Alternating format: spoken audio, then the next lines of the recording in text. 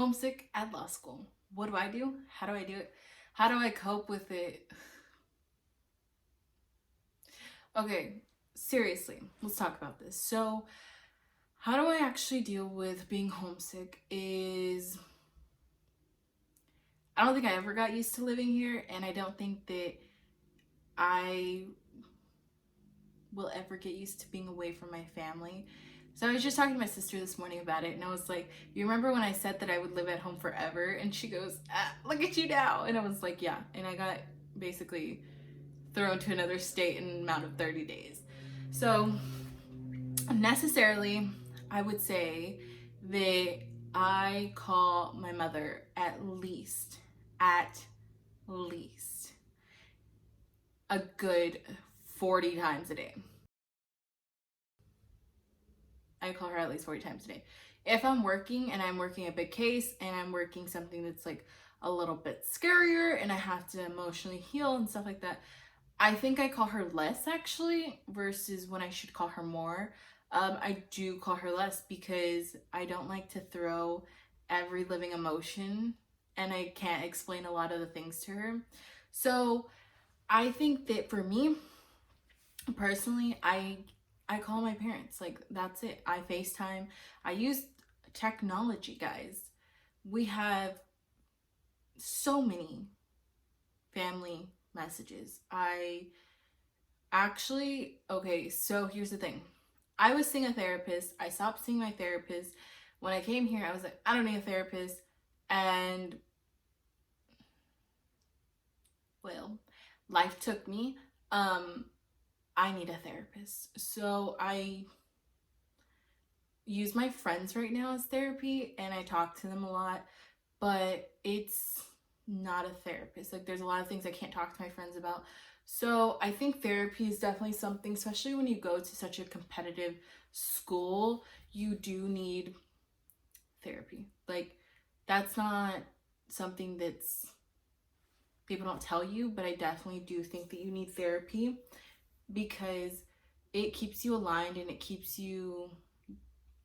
that one person who's not opinionated about your life in your life. FaceTime, I call my mom, I text my mom, we have group messages.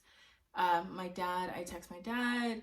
Sometimes I'll call him because sometimes he's a little much, but I do call him. I text him, we send memes back to each other. I feel like the meme thing has become a thing. Maybe we should really start to talk to each other. I got into church, now dove back into my church life. So yes, and prayer. Prayer is power. It is. It really is. I try to pray for lack of loneliness, like the loneliness, lonely, because when you study for nearly 12 hours a day or work more than that, and then you have to emotionally deal with the turmoil and you have to emotionally deal with the things, it can be a lot. So prayer does help. I've had one instance where I threw a Bible. I did. I threw it. I was like, why would God put me through this? And it was just really bad. It was like a really bad instance. And I think it was just the loneliness that kicked in because I didn't have anybody to talk to about it. And I had been going through a lot at the time. So I definitely think that was it. It's been a breaking point for me. But, you know, homesickness is common. I no longer live near pretty much any of my family at all. So it gets to me, but I do go home as much as I can. I mean, I've only gone home twice last year. So I know, I wish I could go home more.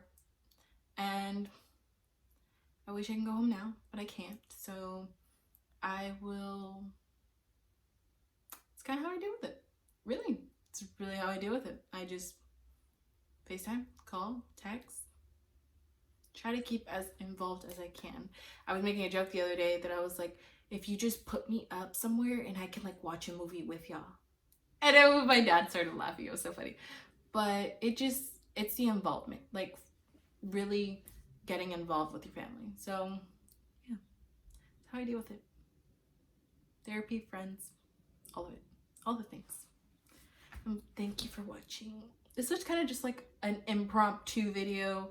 It wasn't planned. I just thought about talking about it because, you know, it sucks not being with your family, and it sucks not being with people who actually know you like the back of your hand. So, but it's also a benefit to help others at the end of the day.